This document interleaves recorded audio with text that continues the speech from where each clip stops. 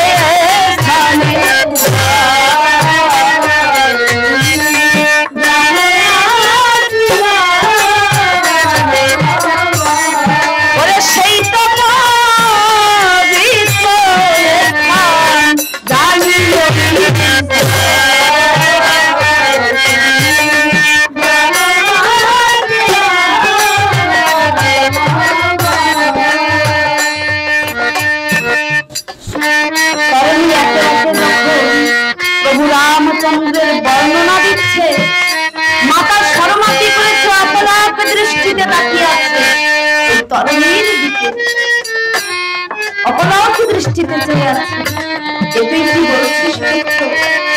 হ্যাঁ মা, তুমি তো জানো না প্রভু রাম যে গোলকের হরি আর সীতা মাতা যে রাজ রাজেশ্বরী।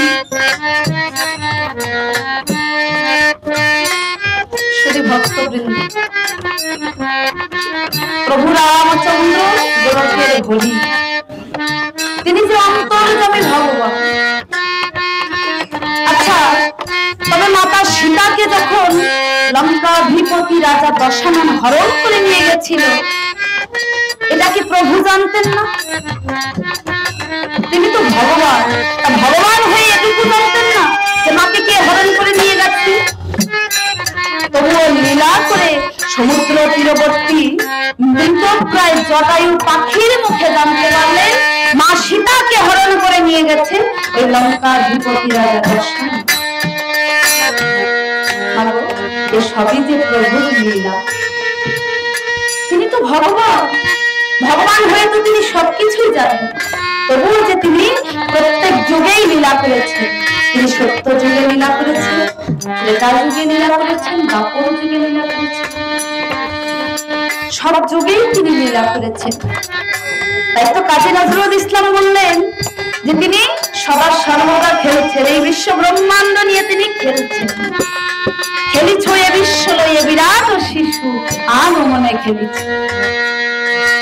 দেখতে তুমি শিশু বটে, কিন্তু স্বরূপটা তোমার বিরাট। কিন্তু ভক্তের কাছে তুমি শিশু হয়ে থাকো। তোমার মুখমণ্ডলে গোটা বিশ্ব ব্রহ্মাণ্ড দেখেছিলেন মা যশোদা। নজরুল ইসলাম বললেন খেলিছ